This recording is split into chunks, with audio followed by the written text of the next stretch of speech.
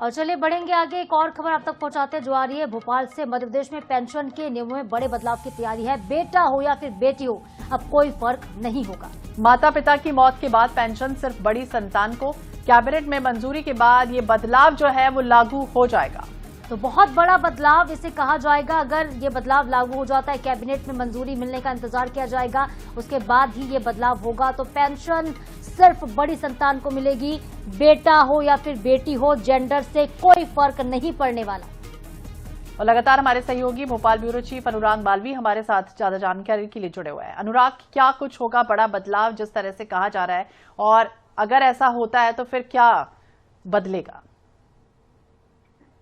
बिल्कुल, देखिए निश्चित रूप से अगर हम बात करें तो बहुत सारी चीजें हैं, लेकिन सबसे बड़ी चीज है कि अभी तक ये माना जाता था कि बेटा जो है वो कहीं ना कहीं कुछ नियम इस तरीके के थे कि बेटा ही ज्यादा समय पेंशन का जो है पात्र माना जाता था, पति के बाद में या पत्नी के बाद में, दंपति के बाद में। लेकिन अब पेंशन नियम में बहुत बड़ा बदलाव है, और ये बदलाव बहुत जरूरी भी था, क्योंकि बार बार आप जो है बात करते हैं जेंडर इक्वलिटी की, तो उस लिहाज से कहीं ना कहीं राज्य सरकार बहुत बढ़िया फैसला करने जा रही है। और अब बेटियां भी अगर बड़ी है, घर में जो भी संतान बड़ी है, चाहे वो बेटी हो या बेटा, अब उसको जो है पेंशन का अधिकार दिया जाएगा। और इस कहीं ना कहीं नियम के बाद में ये बहुत बड़ी मांग थी। कई बार बेटियां जो है वो उपेक्षित हुआ करती थी, अब वो नहीं होगा।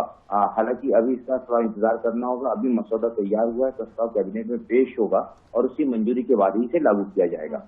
अनुराग, एक छोटा सा सवाल है, बेटी अगर शादीशुदा हो, विवाहित हो, तो भी उसको इसका फायदा मिलेगा अगर कैबिनेट मंजूरी मिलती है तो?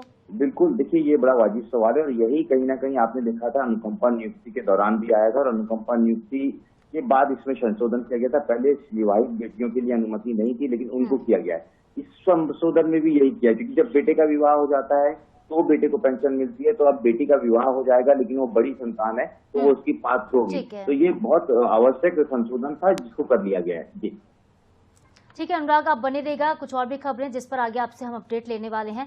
इस खबर के लिए धन्यवाद आपका।